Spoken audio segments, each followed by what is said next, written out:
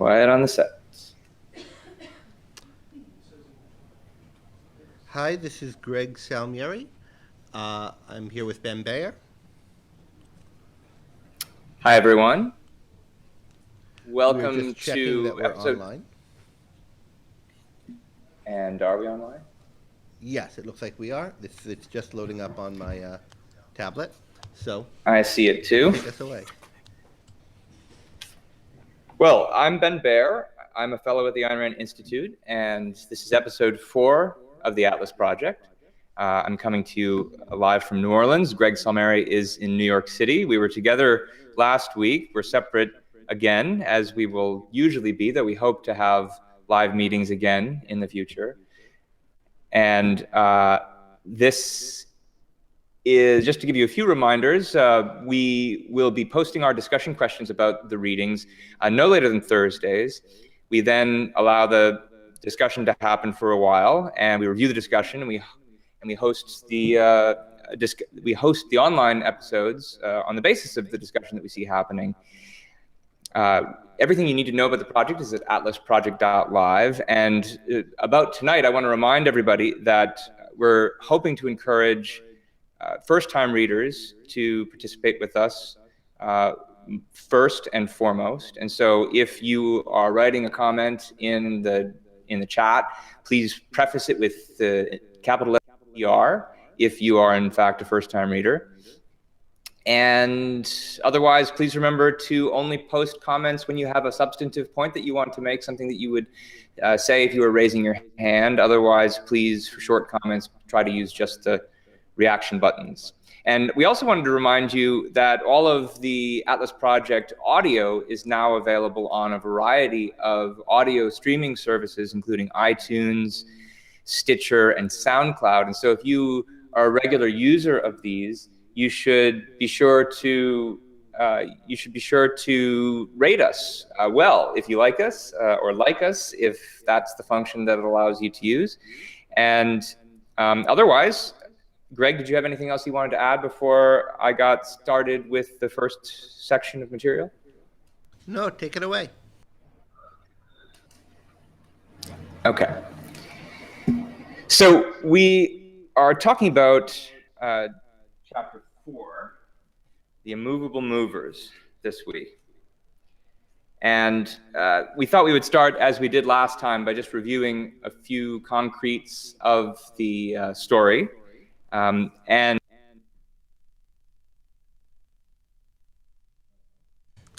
I don't know. Ben's sound just disappeared. Ben, what's hold on a moment. World. Ben, we should be able to hear you again. Yeah, I'm listening to you over the phone now, but you're here.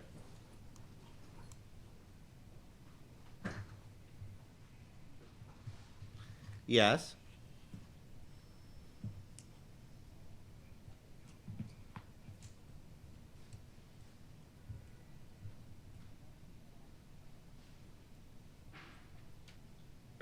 The stuff that happens in terms of just raw action, as opposed to the psychological dimension of the story, which we'll delve into in greater detail later. And so there's a number of things that happen just on a kind of raw economic level in this chapter. To begin with, we get the news at the very beginning of the chapter that McNamara, the contractor, has quit. And you'll remember that he was crucial. He was able to help him finish.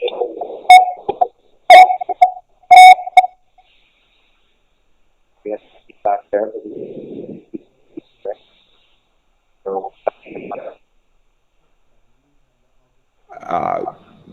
Sorry, getting a little flustered because of the problems. McNamara quits. Dagny is therefore in need of a new contractor. She's a little bit despondent about that. That's going to connect to some of the psychological drama that we talk about later thereafter. We find out that the San Sebastian Railroad has been nationalized along with the mines, thwarting Jim's and Orrin Boyle's plans to cash in on Francisco d'Anconia's major investment there. And of course, this is something that Dagny and others anticipated. Needless to say, James Taggart takes credit for all of the precautions that Dagny has taken in order to avoid losses when the Mexican government decided to nationalize this property. We're going to talk a little bit more about that later. The major kind of surprise, I guess, existentially, is that the passage of the anti-dog eat dog rule. We knew from the previous chapter that some kind of deal, some kind of plot had been hatched, and that Orrin Boyle was going to deliver something for James Taggart. This appears to be what he was going to deliver. There's a plot then hatched to basically kick the Phoenix-Durango line, headed by Dan Conway, out of Colorado by saying that there can't be competing lines in that territory where there's an established line, Taggart Transcontinental. And as a result of all of these events, there is now the stakes for completing the Rio Norte line are even higher. And Greg, I think you wanted to say a word or two about that. Yeah, it's just worth tracking Daphne Taggart's motivation as we go through this novel. And at the deeper level, that's kind of what's speaking to her soul and moving her as a person, and we're getting a lot of that, particularly in this chapter. But just at the concrete level, kind of what stated goals she's trying to accomplish change. And it's worth noticing that to understand her character. So up until now, she's been trying to save the Taggart Transcontinental Railroad system. And she's been trying to do that by restoring to its glory this Rio Norte line, making it better so that it'll be able to be profitable because there's all this business going on in Colorado. But the shutting down of the Phoenix-Durango line really, the Phoenix-Durango line really changes the situation for her. And we could see this in her conversation with Conway, where he says it's going to be harder for you without me to compete with, and then in the conversation she has at the very end with Reardon. So I just wanted to read a little snippet of that conversation. We'll come back to more of it later, just to notice how Dagny's goals are having to change as the situation change. I was counting on Colorado to save the Taggart system. Now it's up to me to save Colorado.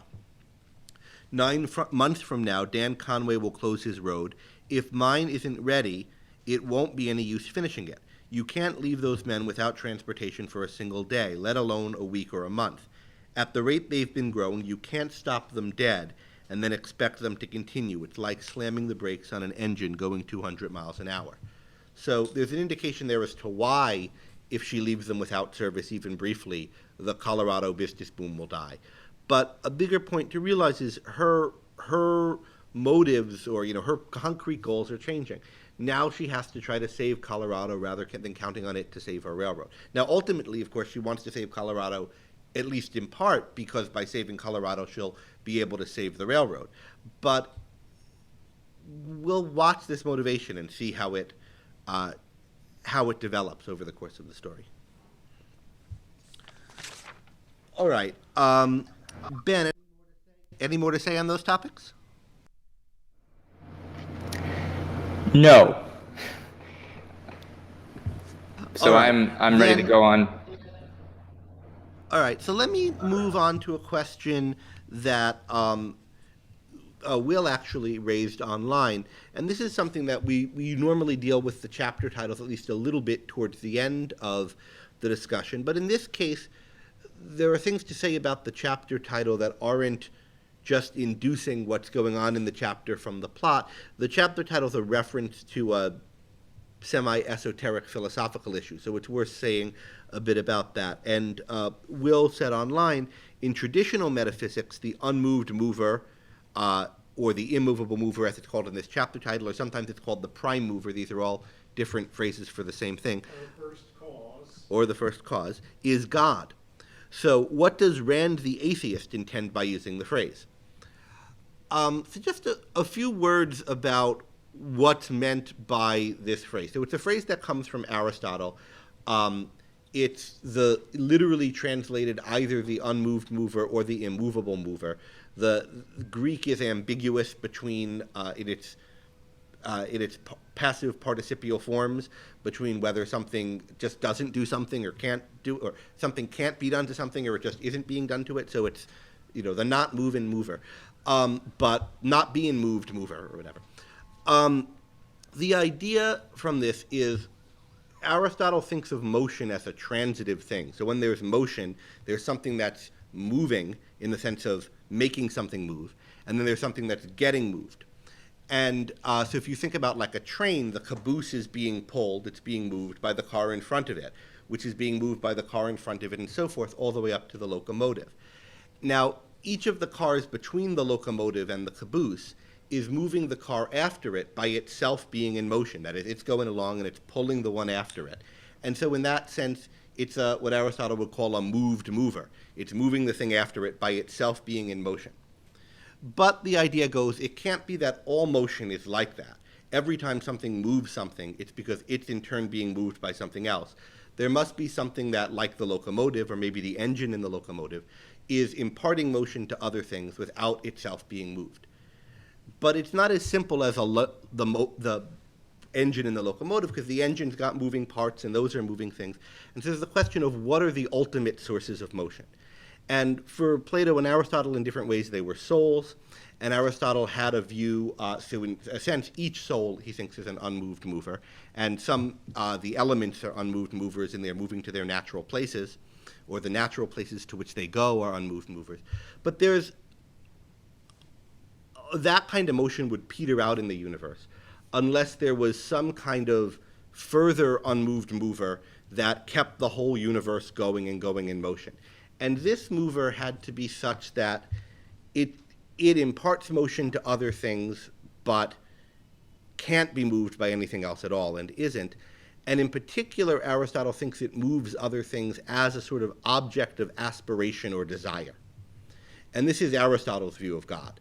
So Aristotle's God is the prime mover, unmoved mover, and it's a being that's sort of engaged in some type of perfect activity, which activity isn't influenced by anything outside of itself, and somehow by doing this it sets first the outermost sphere of the stars in motion, and then through a complex chain of causes sets living things and everything else in motion. So that's the reference that's being made in this chapter title. Exactly what Rand had in mind by it, I think, is something that we're going to have to induce from the action. She's not literally referring to a god, certainly. For one thing, as you say, she's an atheist, but also it's just, this chapter is not, there aren't gods in this chapter, but there are a lot of people looking for inspiration. So in some sense, it seems to have to do with inspiration and motivation. It is a phrase that she was very interested in. At one point, she had wanted to name The Fountainhead, her earlier novel, The Prime Movers, but it turns out there had been, her agents didn't think it was a good idea. People were concerned it would seem like a book about moving companies, and eventually she got talked out of it. But this image is significant to her, and at the very least it conveys the difference between people or things that originate motion and things that move derivatively because of something else. How much more than that, and how much more is in common with the Aristotelian notion, we'll have to see as we go. So we'll, if we have time, come back to that at the end, then I'll get your guys' thoughts on how it relates to what we're seeing in the chapter. But I just thought, since that's just a little bit of a history lesson, I could give it at the outset. All right, Ben, let's shift to you, and to talk about the issues of Dagny needing someone to move her. Yeah, I hope everybody can hear me. Greg, I thought one point that might be interesting to make is that without delving any further into technicalities of Aristotle, it is interesting that the chapter title is in the plural rather than the singular. That Aristotle thinks there's just one unmoved mover, but for some reason, here she's speaking of there being many. And that may be one of the things that we come back to. Even in Aristotle's case, it's slightly complicated. There are 57 that move the stars, but then there's got to be one that coordinates the 57. So even there, it's a little dicey. But yeah, it's usually thought of as singular, and significant that it's multiple here. Yeah. Okay. So one of the first things that we asked about in our online discussion questions for this week was what it was that Dagny was seeking at the beginning of this chapter. She, of course, has encountered some problems at work.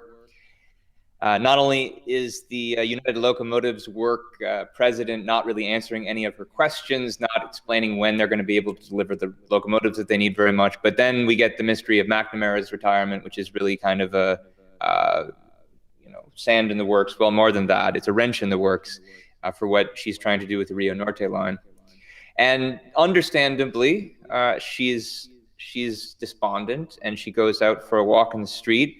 And what people in the online discussion were very quickly able to identify was that she's looking for some kind of motivation, some kind of inspiration. And we're given something in this scene very early on that indicates why this is not something that she usually needs to do.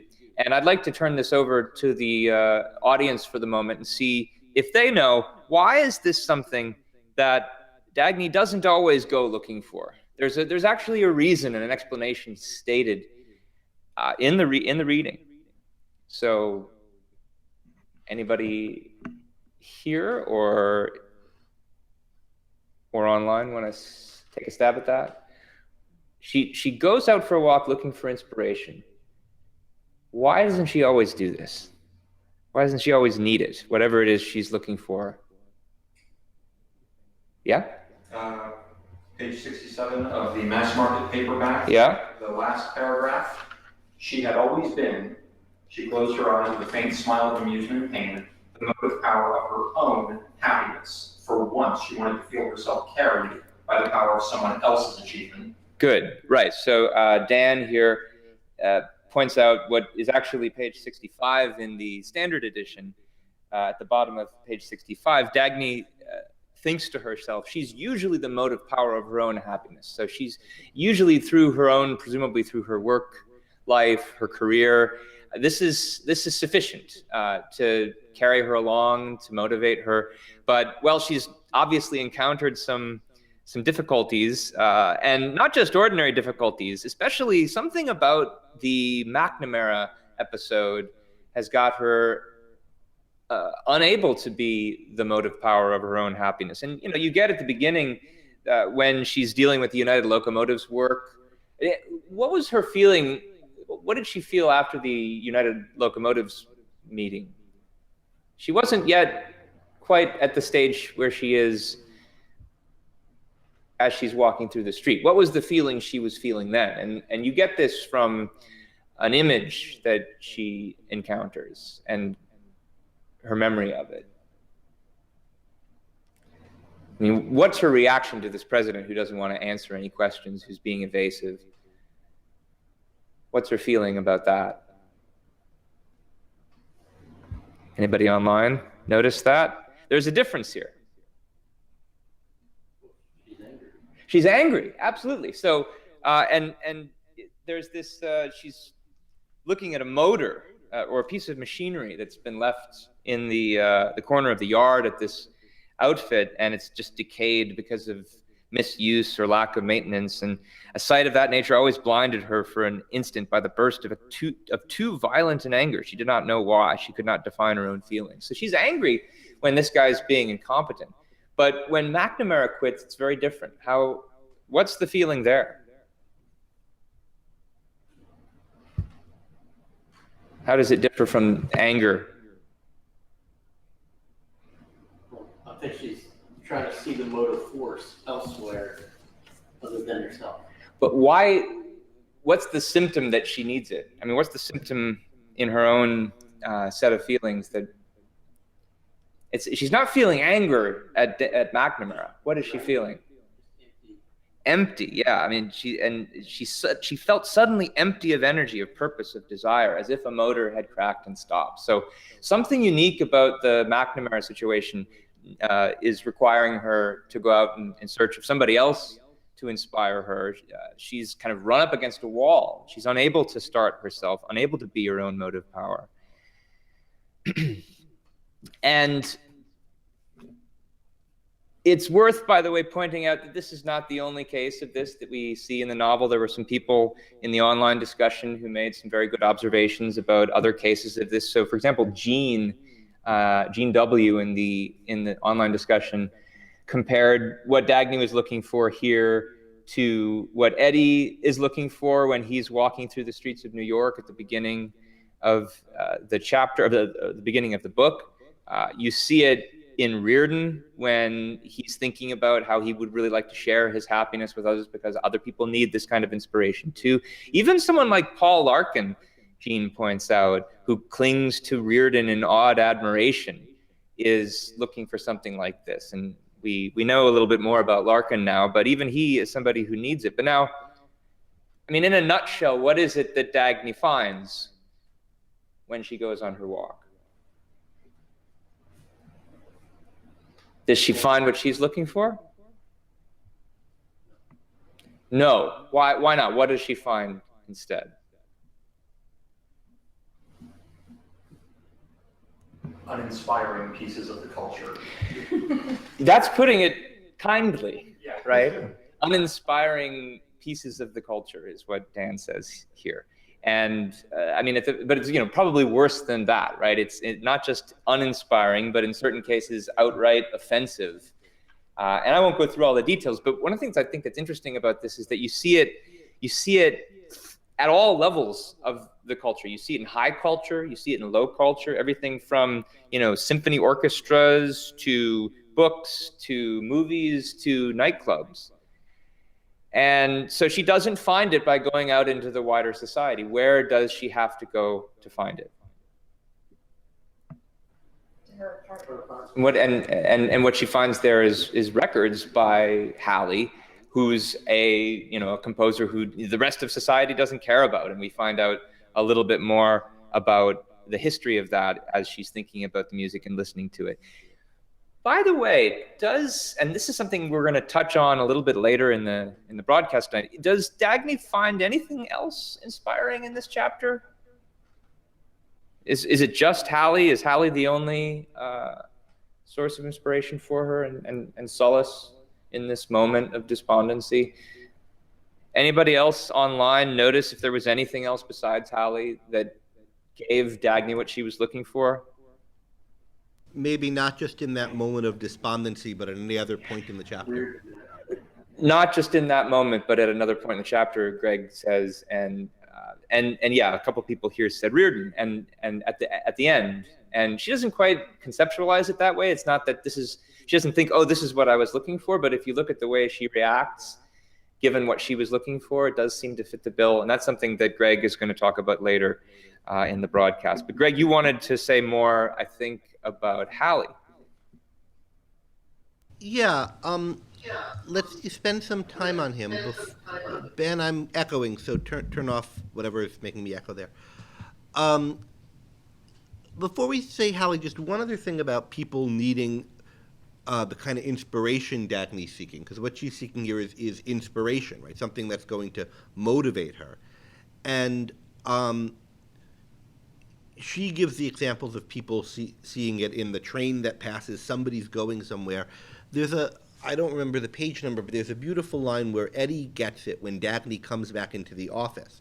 So he's getting it from her. It's like the engine catches and things start moving forward. And it's this similar imagery to what's now lacking in Dagny in this moment when Eddie tells her, what are we going to do? McNamara is gone, and she doesn't know, right? Her engine cuts there. So it's the question of what moves people, what's their engine, what keeps them going. And one of the ideas that we get is that art is something that can do that. Art can inspire in this way. And for Dagny, it's the music of Richard Halley. So there's a lot we can talk about Richard Halley. One thing we can talk about is his story and his odd decision or surprising decision to go into retirement when he's finally got the recognition that he's been seeking, or finally is caught on after a long struggle. Another thing we can talk about is this question of whether he's written a fifth concerto despite having retired and it seeming like he hasn't, and yet someone's whistling something that sounds a lot like him and refers to it as the fifth concerto. And we could say a little bit about these plot points, but I'd like to focus on something else, which is the thematic content of Halleys' music. And so that's what we asked about to the people on Facebook.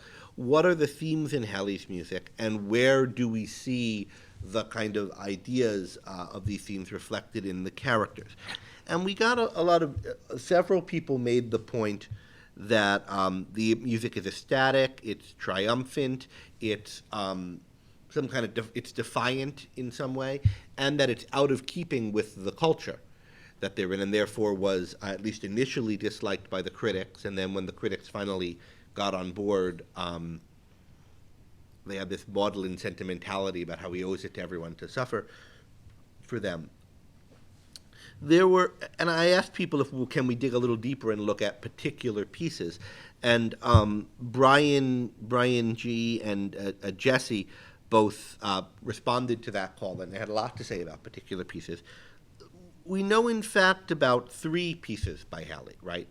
The first one we hear about at all is this 5th concerto that we don't know for sure if he actually wrote. But then in this scene, we hear about 2. Dagnes listening to a 4th concerto, which we learn is the last piece he wrote before he retired.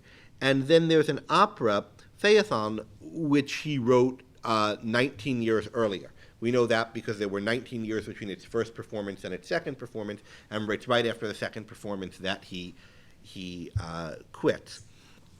So, or goes into retirement. So let's think of these in order. What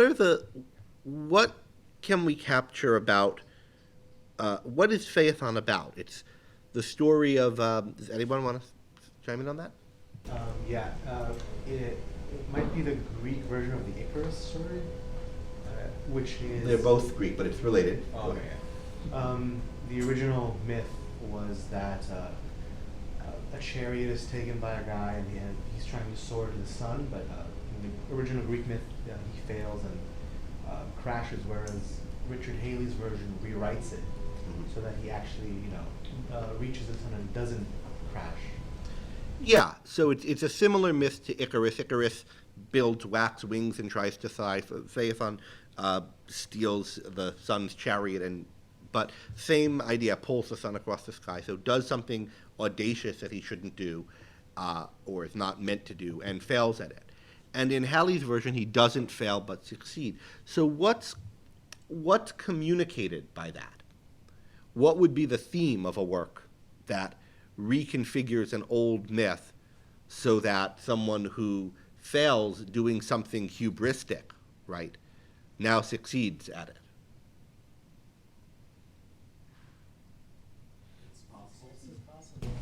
Success is possible, and not just any success, but bold, big, what do you think? But it's both possible, that ambition you can be successful with it, but in a sense that it's virtuous.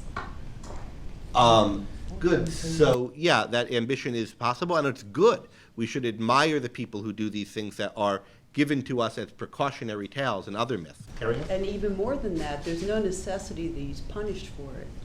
He doesn't have to fail, and he doesn't have to be persecuted for succeeding.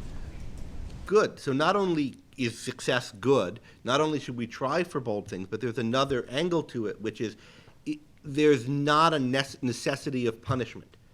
We're given a kind of metaphysics, a view of reality in these myths, that if you step out of line, if you go too far, if you go out of the order, if you try to do something too grand, it's not going to work, and if something right, it's not good, you shouldn't do it, and there's some kind of punishment that awaits you if you do that. You should stick to know your place, know your lot in life. And so one way you can capture what we see in the Halley reconfiguring of this, where Faithon succeeds, is by saying there's no reason why people should be punished. There's no need for punishment. Now, where have we seen, or for pain, or suffering, or for accepting how things are when those things aren't good, instead of trying to change them? Where have we seen that attitude before, apart from Halley in the novel? There's at least one. Family Guy. In Reardon's family life, we see which attitude, the accepting or the not accepting? Acceptance. Okay, so in Reardon's family life, we see Reardon accepting something that's not as it should be. Although even there, he's trying to figure out how to solve the problem, but he's accepting his family's standards. What about in the rest of Reardon's life, though? So, people, he thought, this is reading from Reardon's thoughts as he was walking home, were as hungry for a sight of joy as he had always been, for a moment's relief from that gray load of suffering which seemed so inexplicable and unnecessary. He had never been able to understand why men should be unhappy. Then later, when he's talking to Larkin, and he's complaining about a certain problem he has in business, he's using, why can't you find good people to be Washington men? It's such a crummy lot. Larkin's response is, that's life. And Reardon says, damned if I see why. All right, there is something crummy that you can't get good people to be your Washington men, but why is that? It shouldn't have to be that way. Larkin's response is, who is John Galt? To which Reardon says, no, there's no reason to feel that way. So you get this attitude that when Reardon, he knows there is suffering, pain, things going wrong, things that aren't good, but his sense is like, why should that be? People should be able to be happy. We should be able to succeed. If a guy flew a chariot around the sun, through the sun's chariot, it should work. Why should it have to pan out badly? Why should there be suffering? Why should there be punishment? And we see this same argument, this same idea again. We'll see a lot of it in chapter 5, incidentally. But we see the same theme in Halleys' fourth concerto, right? Part of what the sounds were like a voice saying, I'll only read part of what they were like a voice saying, there is no necessity for pain. But there's something else besides there being no necessity for pain in the fourth concerto. And what is that? And some of the people online, in particular, Brian G. had noticed this, and also Nancy noticed a kind of contradiction in the fourth concerto. What else is there in the fourth concerto besides the idea that there's not a necessity for pain? The concerto's defiant. I guess Faithon is defiant too, but what is it defiant of in particular? Any thoughts? It's a no towards suffering. It's a no towards suffering. Mm-hmm. But, go ahead. Well, I think one of the kind of richest things is why then is the worst pain reserved for those who will not accept its necessity? So there's the sense that even though it doesn't have to be this way, it seems like there's a specific group of people who can count on it right now for whatever reason. And count on it being that way. Count on it being that way. Yeah, and it's not just a no, there doesn't need to be suffering. It's a no flung at some vast process of torture. So it's not just, a no flung at, I can't get up to the sun, or can't fly the sun's chariot. It's a no flung at some vast process of torture, a denial of suffering that held the agony of the struggle to break free. There is no necessity for pain. Why then is the worst pain reserved for those who will not accept its necessity? We who hold the love and the secret of joy, to what punishment have we been sentenced, forced, and by whom? And it's a song of defiance, a statement of of agony that became a hymn to a vision for whose sake anything was worth enduring, even this. It's a song of rebellion and of a desperate quest.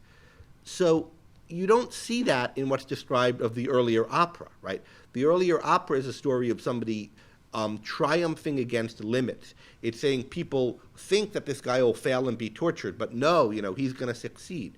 Now we have a song saying there is no necessity for torture and suffering, the same kind of idea of that, and yet there is. It's all around. Why is it that those of us who see that this isn't necessary are nonetheless tortured? And there's a desperation to it. He doesn't understand why. So you're getting the sense of this guy who in youth had this tremendous optimism and this tremendous sense of we don't need, there's pain isn't important, we can get past it, there's not a need for this suffering, we can survive and we can achieve, is now struggling to hold on to that. And in a situation where it's desperate, right? Now, where do we see this in the chapter? Besides that Halley is having this, and maybe it has to do with the things that have happened to Halley in the 19 years in between writing the two. But besides Halley, who else experiences something like this?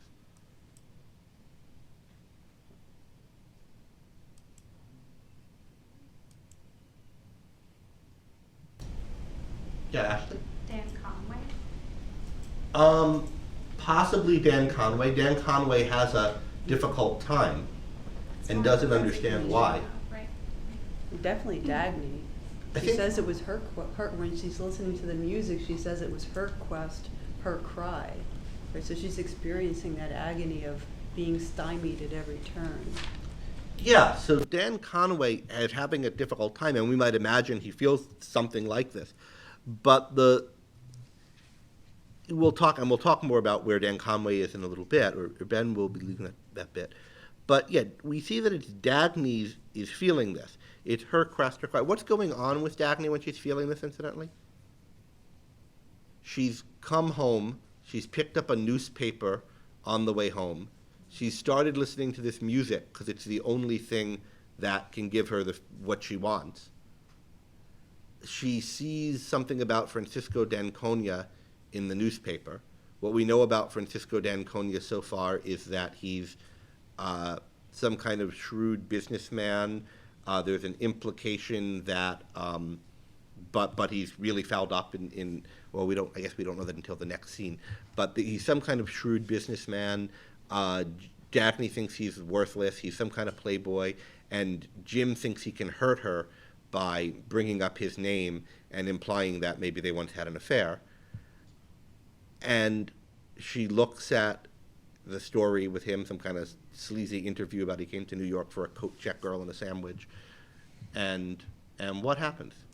Well, Yeah. I think the most important, there's an unresolved, unanswered question she poses here, because all the stories that are written about him that he doesn't deny.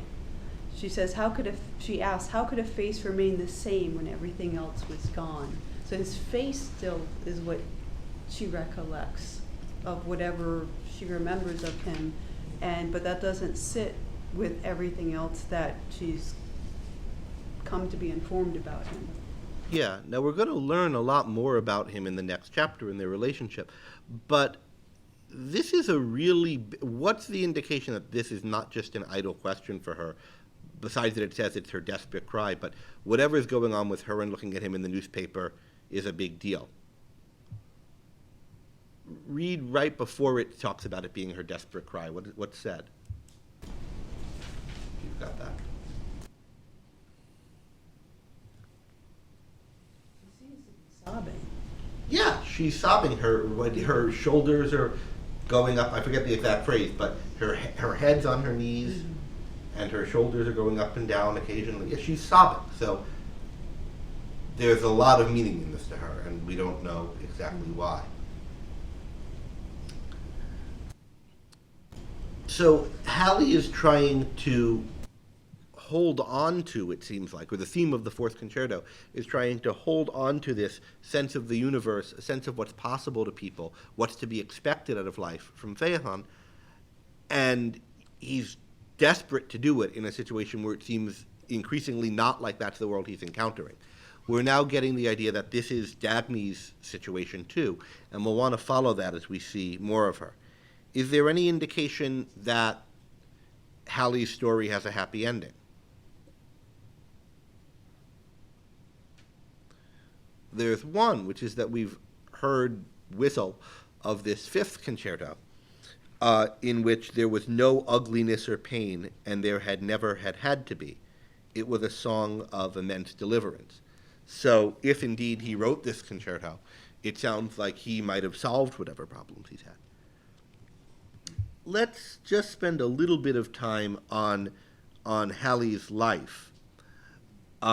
There's not too much we want to say, I have to say about that. But for a long time he's struggling. No one seems to listen to him or care about his music. And then he suddenly and inexplicably becomes popular. There's thunderous applause right to the replaying of this musical, of this opera that was catcalled the first time. And then all of the reviewers and ministers and people are saying, well, it's okay that he had to suffer. He had to do this to.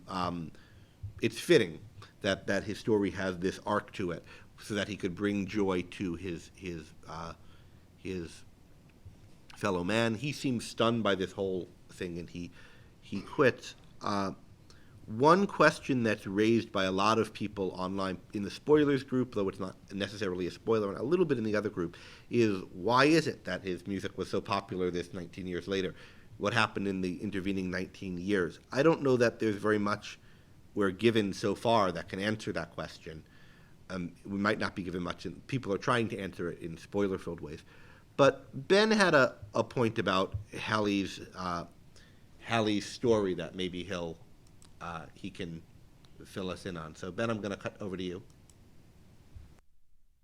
Yeah, and actually, Sandy in the online discussion right now touched on an aspect of the thing I wanted to talk about. Sandy says, it's horrible when the critic writes the music of Richard Halley belongs to mankind. And you yourself had just mentioned something about that, how the minister thought, it's proper that he should suffer so that he can bring us joy.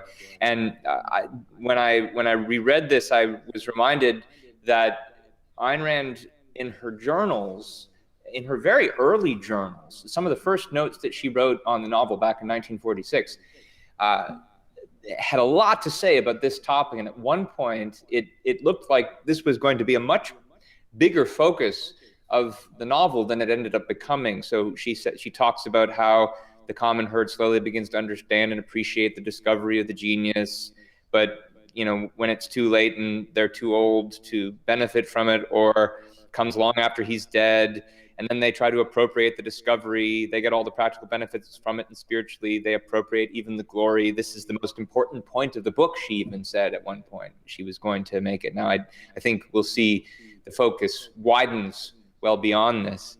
But if anyone's interested, check out the Journals of Ayn Rand, pages 393 to 394, where this, she's reflecting on this from observation of other great geniuses in history who've been received in similar ways. This is also a central point in Rourke's speech in The Fountainhead, right? The first man who built the fire was probably lit up on the stake he taught his brothers to, burned on the stake he taught his brothers to light, and so forth. So there's a more Fountainhead-like quality, I think, to those notes.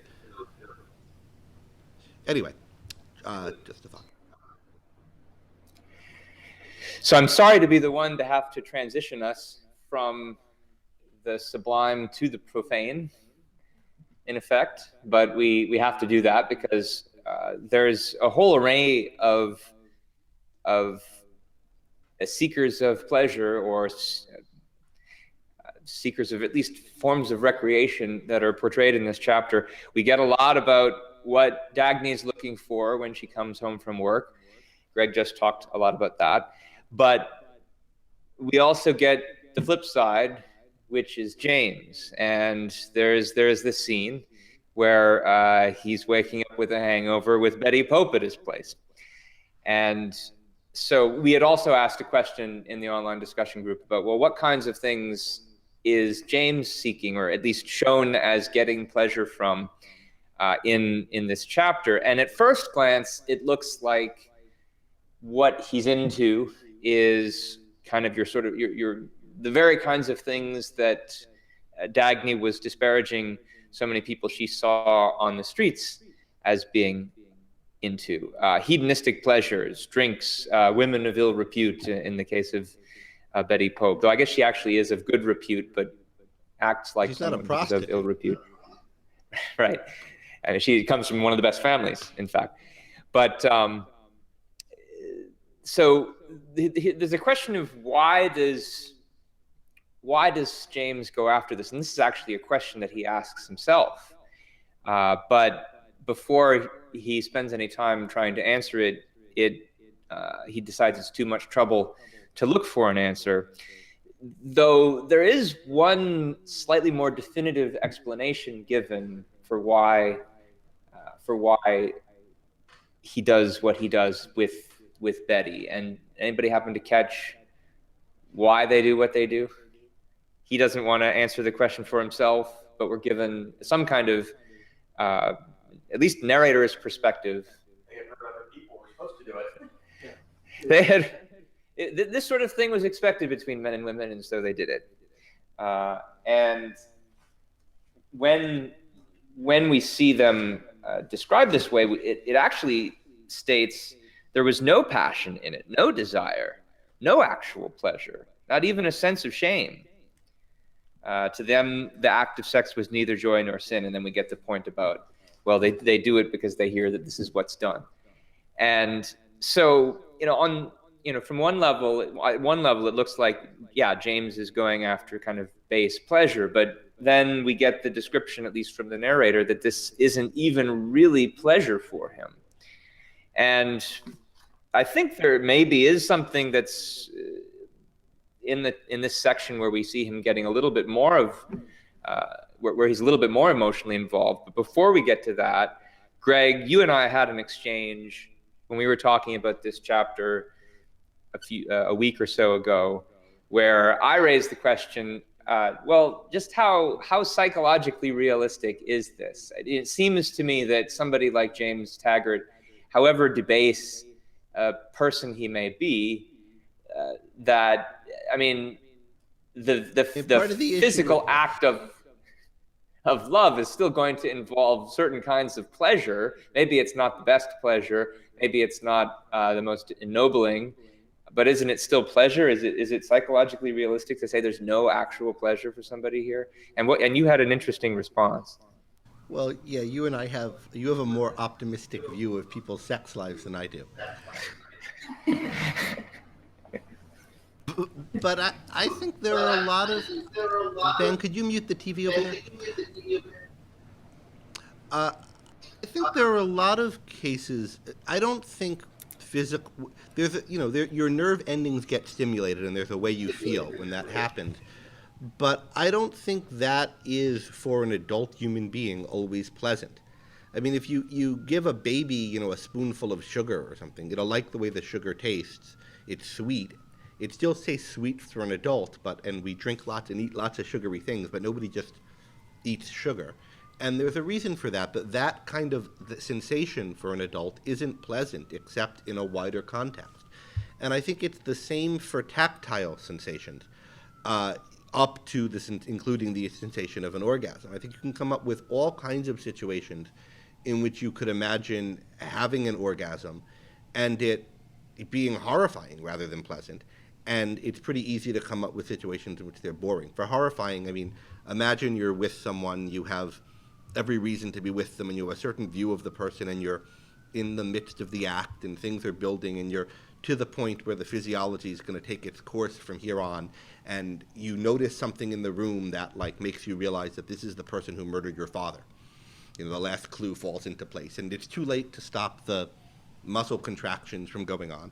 But that's not an enjoyable thing, and it's not like the right way to analyze that is, well, at least I got to have an orgasm while I noticed it. That you feel that physical sensation makes that experience worse, not better, right? So for an adult human being, I think physiological sensations, it's true that there's a difference between the painful ones and the pleasant ones, but we take a lot of pleasure in some of the painful ones and a lot of displeasure in some of the sensorily level pleasant ones. It all has to do with how it fits into our value context. And I think this is my view, but I think it's very definitely Rand's view, and we'll see this and Dagnes' view more and more as we go on. Particularly notice when we read through chapter 5 next week, what Dagnes thinks when she sees Francisco playing with his marbles. That sounds like a metaphor. Yeah. But it's not. Greg, so the way that I think that you just put it before the comment about the marbles, I think I agree with that. We can take pleasure in pain and vice versa. I think that you still have to be able to say that, you have to still allow that there is at least a purely physical pleasure or pain that anybody is capable of, regardless of their vice or virtue. And I certainly agree with you that the most distinctively human form of pleasure is psychological pleasure and happiness. And I definitely think that there's a question to ask about whether James is capable of that, given everything we know about him. Don't you think that there's at least a distinction to be drawn there between like the physical and the psychological types of pleasure, just the stuff that results from pure stimulation as opposed to what involves mental mediation? Yes and no. I mean, I think there is a sensation that's unchanged, and you can call the sensation pleasure, but it's not pleasant. That is, if you want a name for the sensation, you can call it pleasure, but it's not a sensation that I think people enjoy as adults in all contexts. It's something like the sensation of sweetness or the sensation of pain that might come from eating a hot pepper. Even if you really like eating hot peppers, there's a burning sensation. So there's a sensation that we don't quite have a name for, a tingly sensation, that's still there, and we can call that tingly sensation pleasure, but I don't think it's enjoyed. I don't think it necessarily makes the state that one's in any more positive than one would be without it. So, there's a terminological issue. Another big part of this issue with Jim, they're bored by what they experience, and they do it not for, this is another part of it. If you're saying that it is pleasure, that suggests that it's at least somewhat motivating. But for them, it's not at all motivating. They're doing it because this is what you do. And I think a lot of their lives, including their sex lives, are like that. I do think that what you're saying is very interesting and potentially is the riddle to a mystery of how somebody like Schopenhauer is possible, who lived a whole life filled with hedonistic pleasures, but ended up saying that life was filled with nothing but suffering. And how could he have thought that, given what he experienced? Maybe it had something to do with the kinds of issues that you're raising. But I do want to close the discussion of James by raising the question of, well, if anything could be described as giving James a more authentic kind of pleasure in this chapter, what is it? And there were some people who noticed this in the online discussion group, but I'd be curious to see if anybody remembers it or notices it now.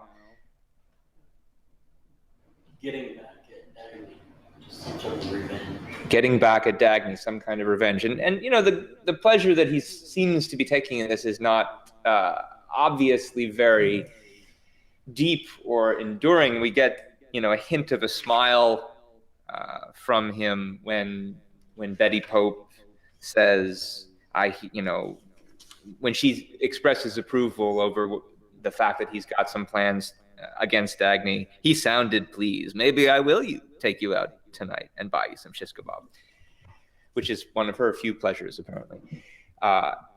So it is significant that the one thing that does seem to kind of turn him on, as it were, and you get this more in the next scene, or in the second to next scene, after he tells Dagny about how he's hatched this plan to take out the Phoenix Durango. It is interesting that the one thing that does seem to move him in any way is this purely, you wouldn't call it being the motive power of his own happiness. It's sadistic, and it's not about starting a motor, it's about turning somebody else's motor off, right?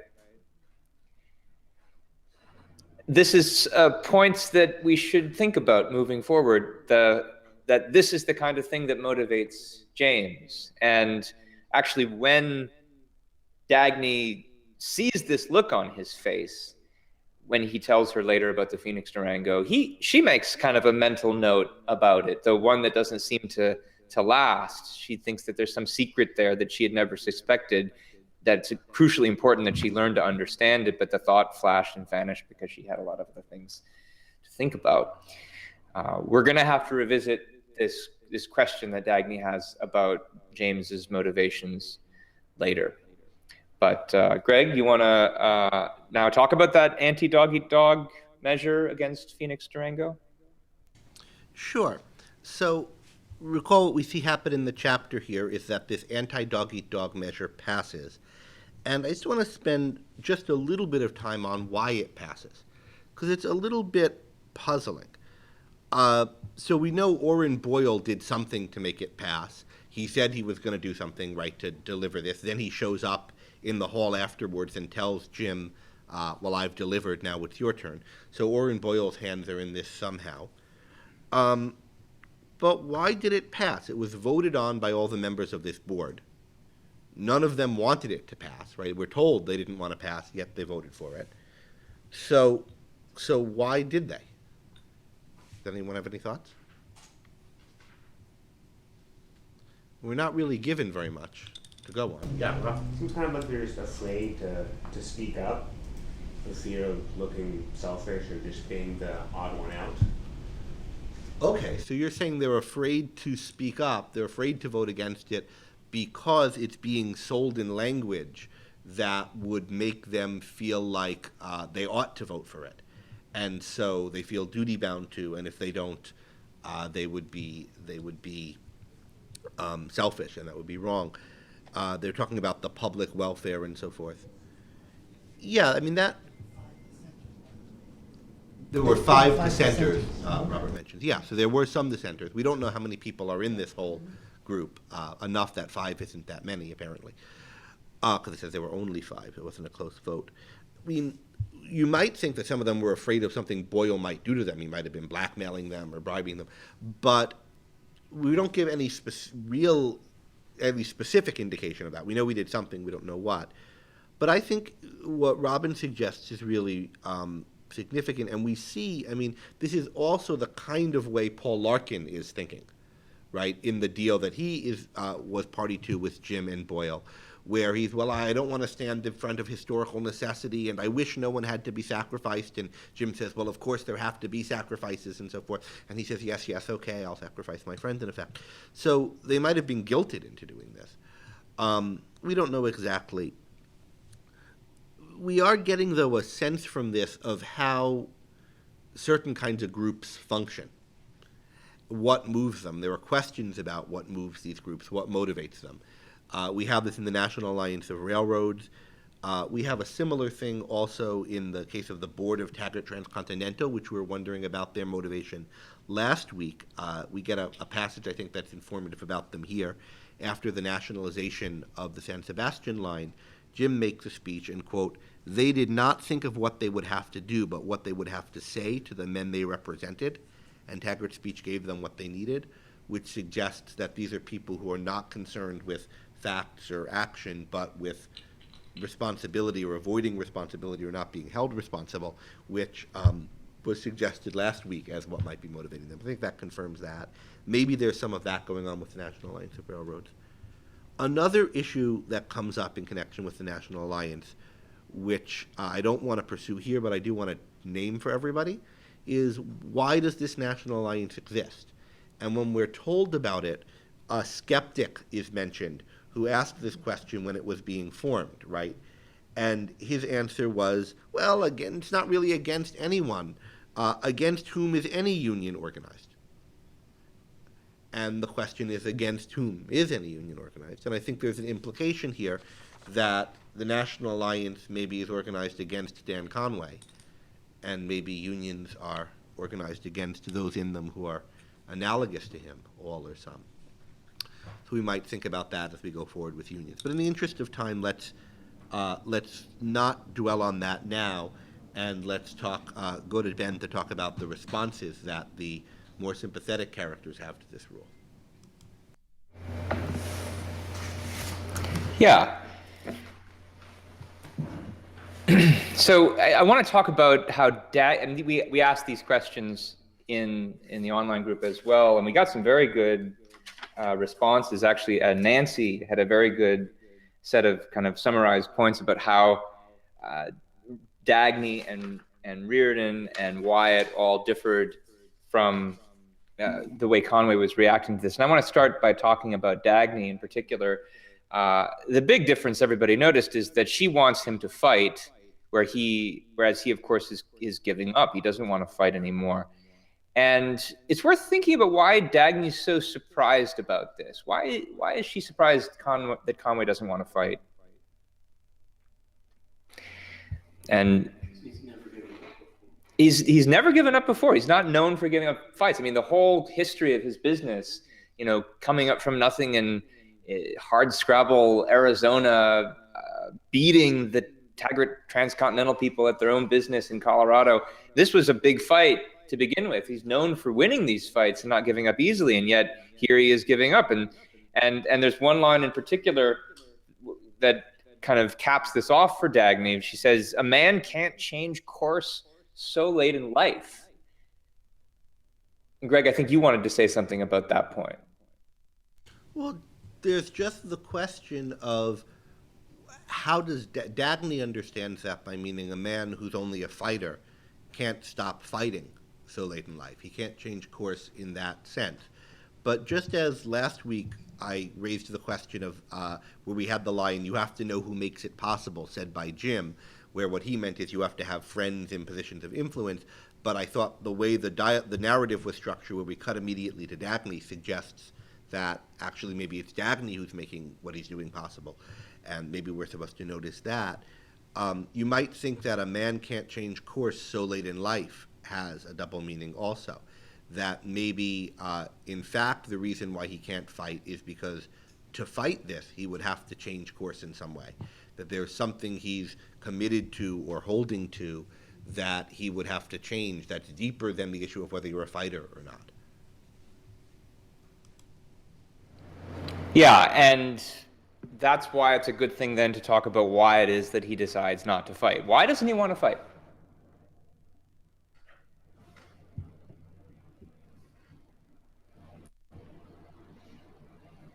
He says it explicitly when Dagny asks him about this. Doran in the online chat says he's been infected with bad ideas. Well, what ideas does he mention? Something about the good of the group. So he agreed that he would abide by the majority decision of this railway board. And William online says the same thing. Anything more? Because Dagny says, but you didn't sign up to be to have your business shut down, and wouldn't stand up in court. Doran says something about duty. Sandy says, "I'm just selfish." Yeah, I mean, this is the big one. I mean, he says he doesn't have a right to complain. Somebody's got to get sacrificed in these kinds of situations where there's a majority rule kind of decision. Somebody's got to get sacrificed. Somebody's got to suffer. And it's worth thinking about that in connection with some of the themes that we were discussing earlier with regard to Halley. He even says, he kind of at one point takes it back because Dagny says, "That's just tripe. You don't believe that." And he sort of says, "I know I don't. It's so damn unjust." But he can't kind of make himself say that. And he says, this kind of battle is one I can't fight. This is the kind of battle I can't fight. I was just about to mention that line. And it's worth thinking about, I mean, what kind of weapons would one need to fight a battle like that? And I don't want anybody here to answer that question. Did he ever have the weapons? Is it just that he's kind of too old now? This is a rhetorical question now. Is he too old now? He never, he lost the weapons, used to have them, or is it that he never had them in the first place?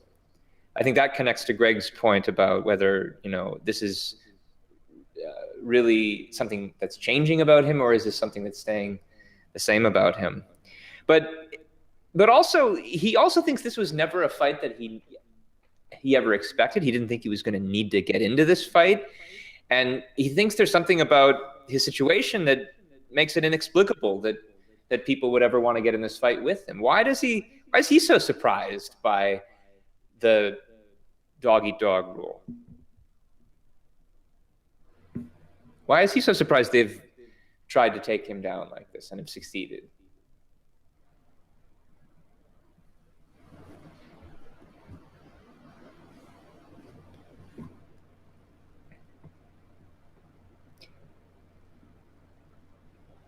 Ginger, you say he thought better of people. What was it that he thought better? How did he think better of them? What was it that he thought that they would see and do because of that. William says, because he worked hard and he was a simple man. Is it that he was simple? I mean, he was in certain ways. What was the result of his working hard that he himself focuses on? There's several people here making interesting comparisons to Socrates. I've heard Dan Conway compared to Socrates in this regard. We should maybe talk about that later. But Sandy says, yeah, he worked hard and he was a success. And this is what Dagnys, he says, I didn't think anybody would ever gang up on me like this because I was doing good and it was good for everybody. And we can sort of see the way in which it was. I mean, he was getting transportation and that was bringing prosperity to Colorado and to the rest of the country. But Dagnys says that's exactly, well, what is Dagnys' response when he says, I didn't expect this to happen to me because I was doing good for everybody? Why doesn't this surprise Dagnys? Why doesn't this make her think differently about what he should have expected?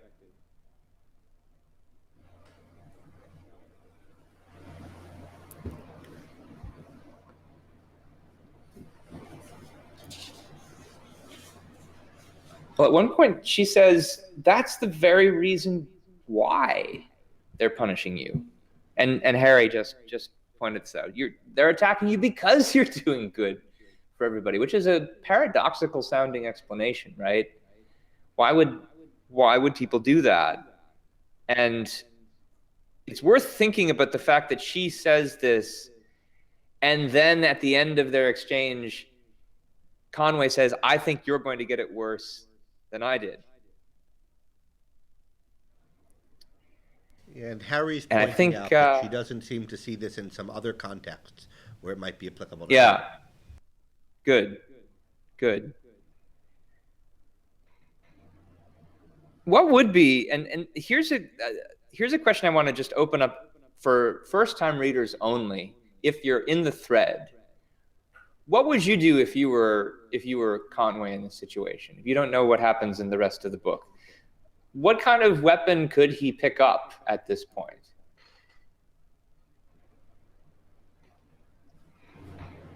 And we might not have enough first-time readers in the thread at the moment to answer this, but I thought it was worth a try. And it's also a difficult question.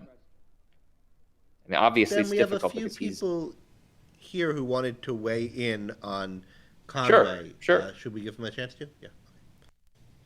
So I'll just open this up. Carrie Ann and Ashley and Mohammed, I think each wanted to say something. And Iris. Why don't we start with you, Iris? Because we haven't heard from you yet today. I really feel he's given it all away when he says, I don't care what the courts decide. I promise to obey the majority. I have to obey. There's no way he can fight that.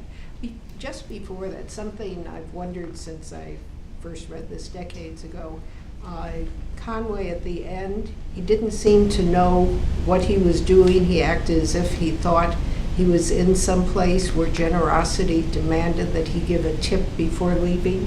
What is that referring to? So, I mean, literally it's referring to he's giving a tip to the maid or whoever it is.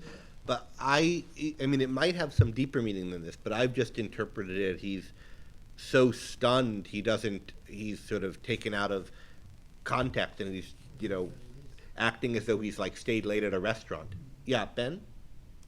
I have one thought about that, because I had the same question as Iris, and I think that you might relate it to the very issue we were just talking about how can a man change course so late in life, and you sort of see him on autopilot in that scene. Is that maybe a foretaste of something else to come in terms of how he's not able to alter course because of certain kinds of assumptions he's making? Perhaps. I think the Iris's other point, though, I think there's more to say about, which is he thinks they were right. and they had the right to do it. This is the point where people were comparing him to Socrates in the chat, and this is specifically Socrates as portrayed in Plato's dialogue, The Crito, where he's been sentenced to die, and he says, look, he thinks it was the wrong vote, but they had the right to vote on this. And I think that's a really significant point. Carrie Ann? Just a little gloss on that. I want to build on that point because it's more than just thinking that the majority has the right to carry the vote and you're obligated to obey that. For him, it's a matter of integrity. He makes a promise and he says, I've never gone back on my word in my life. He's never changed course when he gives his word. His word is his bond. This for him is not a reversal. It's just a matter of integrity. He said he's going to do it. He will abide by it. So that's where the source of the obligation comes from. It's his sense of integrity. All right, so he's a very moral person. He's a person who cares about morality, cares what's right, has a strong sense of integrity, and he's driving forward on that as he always has. Is there any, and that's why, is there any... He's a deontologist, Carrie says. That's the word for someone whose view of ethics is that you have certain things you just got to do, and you do them. Is there any counter-evidence to that? I mean, I think that there is a lot of evidence for that. Is there anything that would motivate you to think in the opposite direction? Ashley? I don't know if this is quite speaking to that question or not, but I mean, it doesn't just seem to me that this is an issue of, well, anything the majority decided, I would go with. It's not clear to me. It's not the case that he thinks, I personally believe this is wrong with total clarity, but I'm going to go along with what the majority says. I think this page really, it hits me very high cry every time I read this, and I think it's the transition from, I thought they said all of us were to stand for the common good. I thought what I had done down there in Colorado was good for everybody, and then by the end of the page he says he doesn't know what's right and he doesn't think he cares. And I think,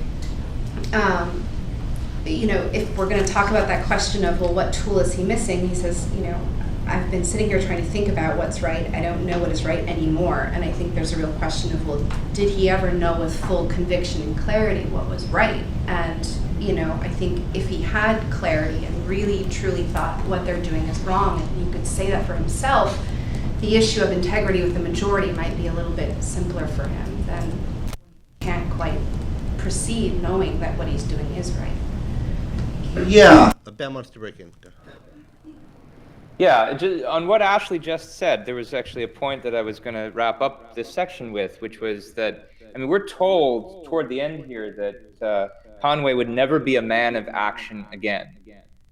And this is in stark contrast to other characters in the chapter who are being portrayed as motive powers of their own happiness.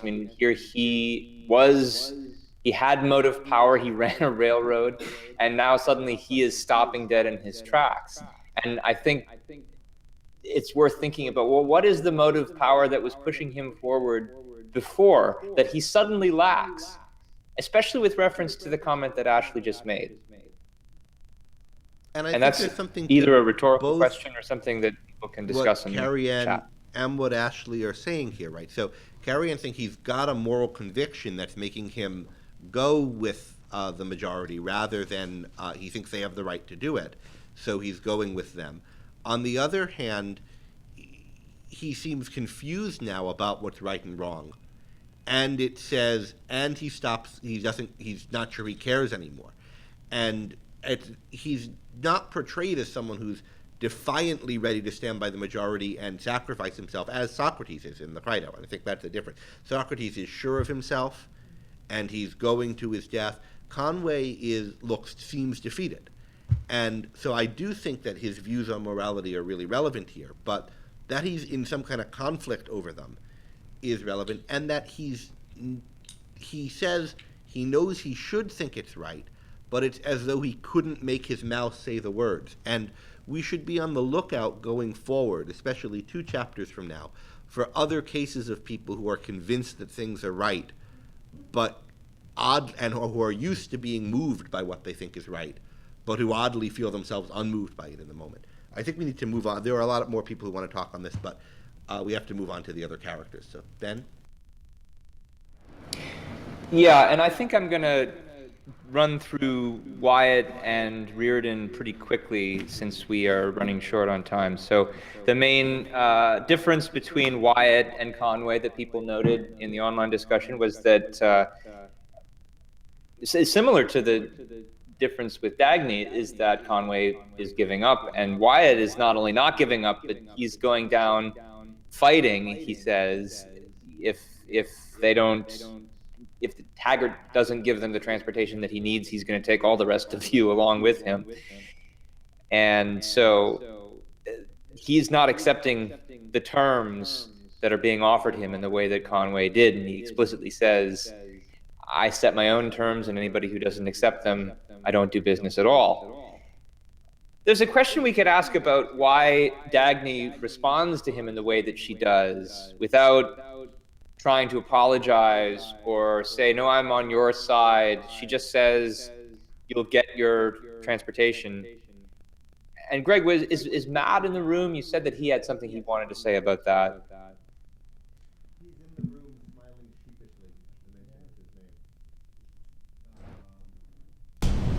Yeah, I thought it was a kind of interesting case of somebody kind of both from the business perspective, but just also from the personal perspective of somebody taking ownership over an issue. She is not in a position where she can kind of disclaim the railroad. She's the vice president of operations of this railroad, and she's responsible for it from top to bottom. She wasn't in on this political deal, but that doesn't matter. She's now kind of shanghaied this whole process and disrupted the construction of a rail, and she's responsible for it. And so Wyatt is absolutely correct to be angry at her, and she just offers no defenses, and that's it's I don't know. I think it's interesting in multiple levels, but it's the kind of thing that you sometimes hear advised almost as a cliche, like you should own issues, you should have good customer service, you should kind of speak for the company, but just to see it dramatized in the context of this philosophical novel with so much at play, and to kind of see it elevated into such a moral issue is interesting. I lost a little bit of what Matt said there, but I heard most of it, and I think he's definitely onto something with that, and it helps explain probably why Wyatt reacts to Dagny the way that he does. He's not used to people taking responsibility like this, especially when there's somebody else they could have blamed.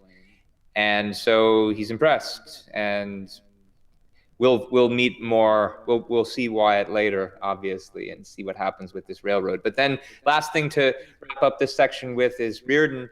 And there is a difference between Reardon and both Dagny and Conway and Wyatt, I think. You know, he's obviously nonplussed by this whole anti-dog eat dog, and I mean, he says it makes him sick that they did this to Dan Conway, but at the same time, he says he's not worried about it, and doesn't even seem to think that much of a fight is necessary. He thinks that they'll pull through, they'll have to work a little harder, that the only thing that's motivating Taggart Transcontinental to have pulled this stunt, some kind of lunacy on James Taggart's part. And he doesn't think lunacy can last, that it defeats itself. And Dagny isn't so sure about that. She says there's something worse than stupidity. Presumably, she also thinks it's worse than lunacy. And one last question for the first-time readers in the chat: what could possibly be worse than lunacy that would make Dagny more worried rather than less? Anybody have thoughts on that, especially if you're a first-time reader in the chat? If not, let's leave that open for people to come in on the chat rather than waiting for them. And if we notice anyone chiming in on that, we'll come back to them. I mean, it's interesting to notice Reardon's perspective here, especially as contrasting to Wyatt's, I think more so than Dagny's. Dagny comes around to Reardon's perspective, or she's comforted by it. Wyatt thinks this is just how people are. They pick over the people who are good, they use them up, and then they try to find the next one to move on to, and he thinks they're going to do that to him, and he's going to try to blow everyone up with him if he goes so that they can't. Reardon doesn't seem to have that perspective. He thinks that Wyatt seems to view the people he's up against as more powerful than Reardon does, right? As Ben, you were saying, he views them as stupid or deranged and little, and they have policies that are destructive, and because they're destructive, they're going to have to self-destruct, and then Reardon and Dagny will be there to pick up the pieces, and therefore Conway will be back and everything will be fine. And on the same time, it's not such a problem that they have these destructive policies that are going to destroy themselves, and because Reardon and Dagny will be there to make sure that the policies don't get too destructive and destroy the good in any long-term way. So we'll have to see how that plays out. Al, you wanted to say something about this? Hold on a moment, Al. Okay. The relationship between Dagny and Reardon in this chapter, going back to the beginning of the chapter, her wanting to be inspired and motivated by someone else's achievement, the level of mutual understanding in their conversation between Dagny and Reardon at the end of this chapter, I don't think that would be easily achievable if Dagny had met Richard Halley, a music composer. These two are speaking the same language. Number one. Number two, I think I see elements in how they're relating to one another that goes beyond simply being inspired by someone's achievement. I think it's getting personal in a very good way.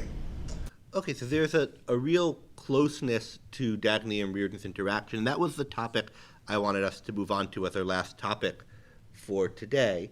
Let me just check where we are on time. What's going on in this last scene with Dagny and Reardon? There is inspiration there, I think. There's also a real personal connection. We don't know what personal connection she'd have if she were to meet Halley. Perhaps we'll learn in the future if she ever does meet him. But what's going on in this scene? Well, she does take inspiration from him. There is a kind of, what's their interaction like? How would you describe their interaction? It's the opposite of her conversation at the beginning of the chapter. Okay, so it's the opposite. In the beginning of the chapter, she asks all these questions to the president of United Locomotive Works, and she doesn't get any direct answers or anything that connects to her questions. Reardon just answers. He's direct. There's no obfuscation. They have a conversation that's direct. So is it all businesslike and direct, and that's so there's another dimension, which is in addition to being, it's direct, he answers the questions asked, but there's a kind of personal quality to it. So what are the personal characteristics of the conversation? Yeah, Iris, yeah. Thank you. Not only do they have a conversation where they're kind of mirroring each other and this very similar kind of pleasure, but they actually name it. You don't react as everyone else does nowadays. So they're actually naming what they're enjoying in the conversation, and that's rare for people to do anywhere. Good. So they're getting some. There's the business side of it where they're reacting directly and saying things, and they're enjoying that personally, and they're naming it.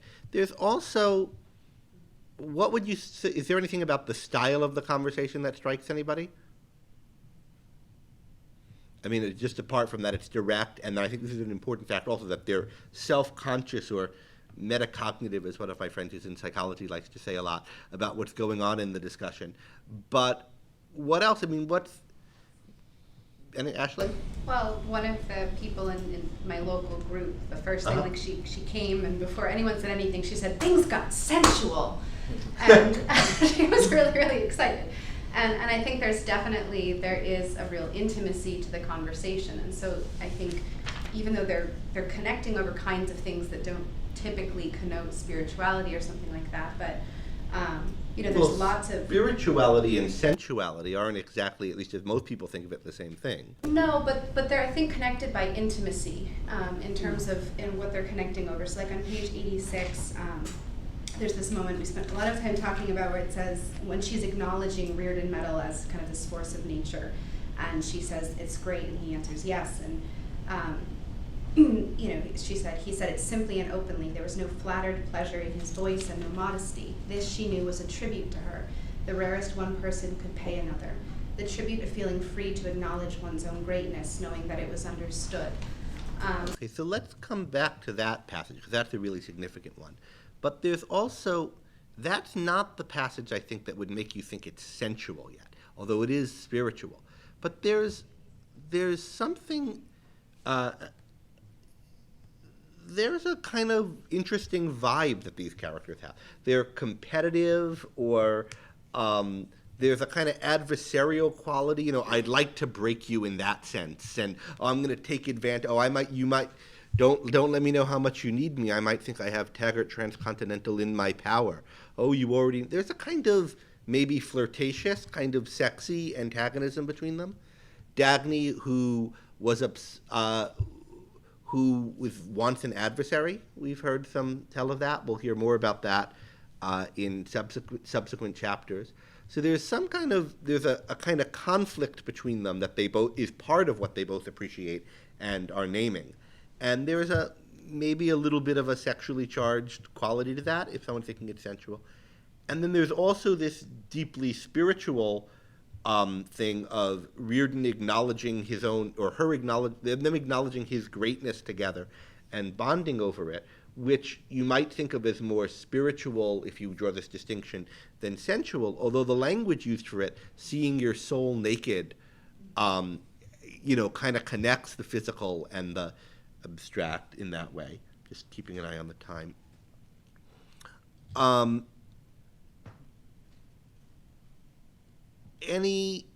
So we see a lot of mutual understanding, a lot of coming together, being on the same page in this scene.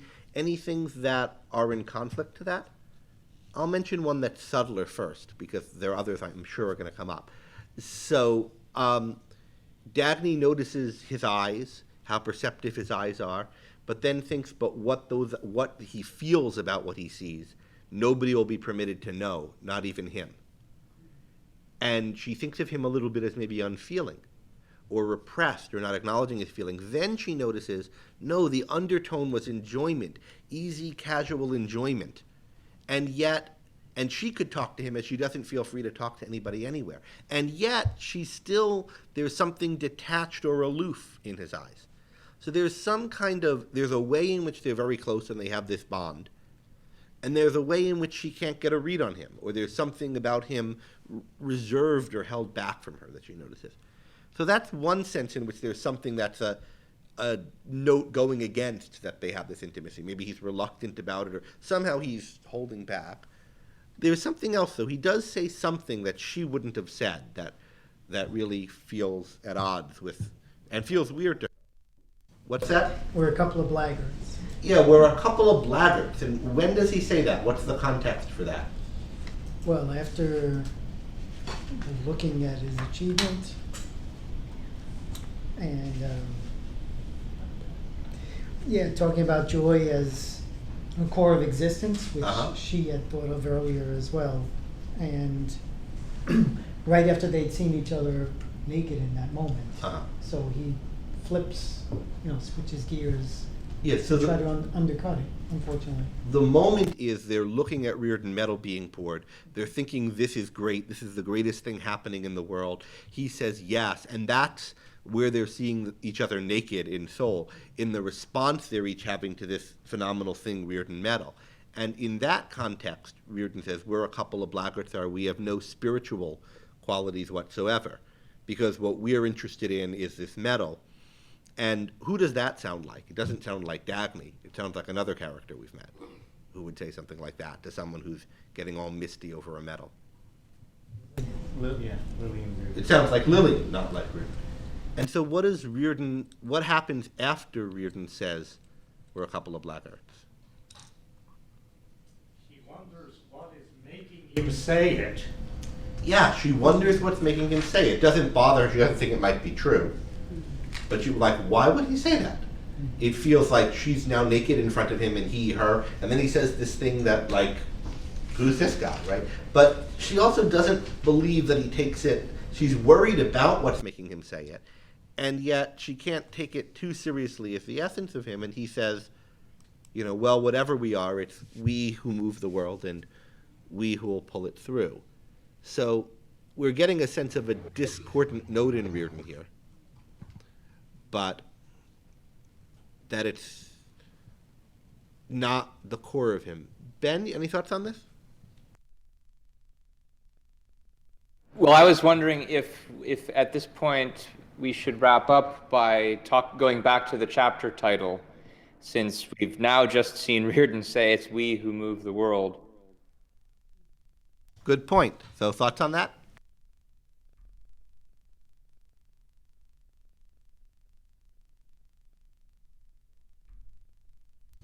Ben, I'm not hearing you suddenly. Oh, but you're talking on the other phone. There you go.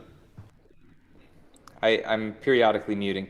But, so obviously there's a reference here to there being the movers. Could it be that Dagny and Reardon are the immovable movers of which the chapter title speaks? But then my question is, in what sense are they immovable? Greg said a little bit about the sense in which Aristotle's immovable mover was immovable, but what's immovable about them? The interest of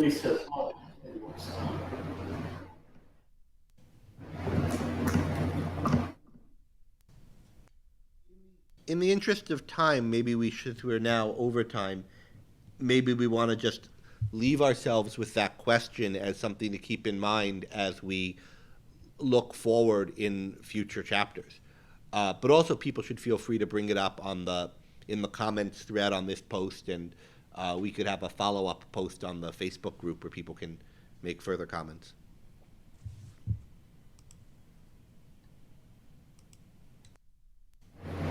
And Greg, we were going to say maybe a little bit about Francisco, but we probably don't need to because, well, we're going to spend so much time talking about him next week.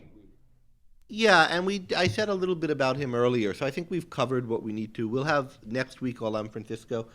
I do want to just throw one question out before we close as something else to track, which is this is the first time in the book that we're getting the language of looters and moochers a lot, which is language that's associated with the novel. Daphne doesn't want to be a looter, and she won't be a looter, and she's not a moocher, or Hank, and so forth. It's worth reflecting on what those words mean, why those words, and why are they coming up now, but let's just put that as a project for people to comment on the post, and we'll come back to it at some point. So I think we can sign off, and we'll have some new questions coming out for you tomorrow or Thursday, and we'll see you live again next week. Yes, thank you, everybody. Next week, we'll talk about Climax of the Danconias, Chapter 5.